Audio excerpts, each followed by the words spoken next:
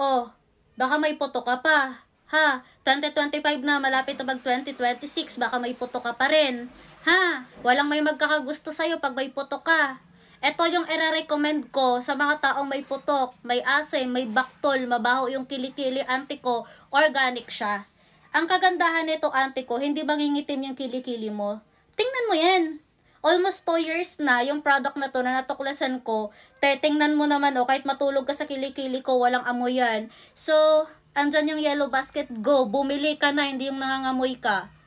Ayun na nga mga auntie at uncle, kakatapos ko lang maligo. Of course, demo ko sa inyo mga auntie at uncle kung paano gagamitin yung ating product ng Mabrim at ito ay underarm odor deodorant. Or sa madaling salita, ito ay deodorant spray. Mga auntie at uncle, make sure na bago kang ligo. So yung pag-a-apply ng ating deodorant, kahit anong deodorant lang, kahit anong klaseng deodorant yan siya, so ang tamang pag-apply natin, o yung pinaka-proper talaga na step ay maligo tayo. So ito nga pala siya, ang ganda ng spray niya kasi pasabog naman talaga yung spray. So ito nga mga auntie at uncle, ituturo ko sa inyo yung pag-i-spray nito ng ating deodorant spray. Of course, kailangan 1, 2 or 3 lang siya na spray. So mga auntie at uncle, ako kasi wala naman talaga akong putok. So meron akong medyo asim-asim sa kilikili ko, kaya yung ini-spray ko or yung ginagamit ko dito ay 2 spray lang. Pero kung ikaw naman talaga ay meron ka talagang baktol na parang amoy bayabas na talaga yung kilikili ko mo,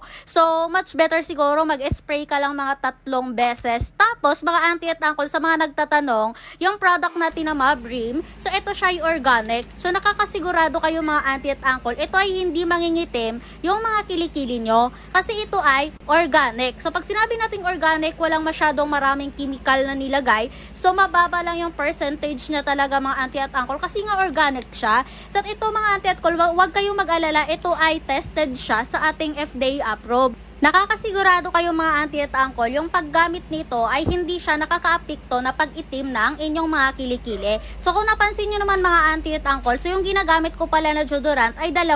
Yung product ng Avon, itong deodorant cream na whitening na ginagamit ko din, na pinapakita ko sa mga nakaraang video ko, at itong deodorant spray ng Mabrim, kasi nakakasigurado ka talaga na hindi mangingitim yung kilikili nyo dito. So kahit manood kayo ng kung anong klaseng mga review ng product mga auntie at uncle, ang pinakamaganda talaga dito sa ating Mabrim Philippines ay organic talaga siya at 24 hours kanya protektahan. Alam mo yung simula umaga kahit mag-construction ka mga auntie at uncle, abay pawis na pawis talaga yung kilikili mo, pero nakakasigurado ka itong ating deodorant spray ay hindi ka talaga mangangasim o hindi yan sisingaw yung baktol mo sa kilikili. Bukod sa piniprevent niya yung baho mo, ginagamot niya pa talaga kung anong merong amoy ka dyan or bakterya, kung anong klaseng baho na meron ka sa kilikili mo. So mga auntie at uncle, sa mga nagtatanong kung mabilis ba ito matuyot yung ating deodorant spray, yes po. So ito ay quick dry. So pag sinabi natin quick dry, so segundo lang talaga siya. Pag punas mo, then irab-rab mo lang yung kilikili mo.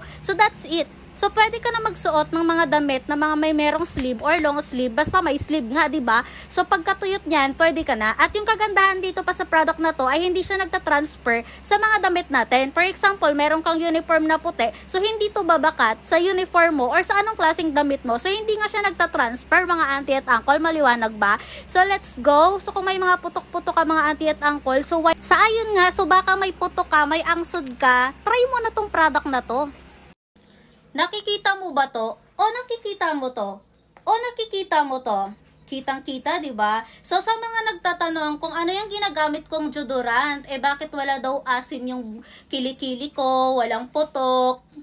Tapos ang puti pa ng kilikili ko. Auntie ko, ito yung ginagamit kong deodorant spray ngayong summer. Perfect na perfect ngayong summer to auntie ko. Ito yung product ng Mabrim. Auntie ko, sa mga nagtatanong kung paano siya gamitin, deodorant spray nga, diba? So, i-spray mo lang siya 1 to 2 like that. Then, i-massage mo lang siya like that. Then, quick dry pala to. So, ilang segundo lang, gaganon-ganon mo lang yung kilikili mo at mabilis siya matuyot. Then, sa kabila naman, spray mo, then ganyan lang siya.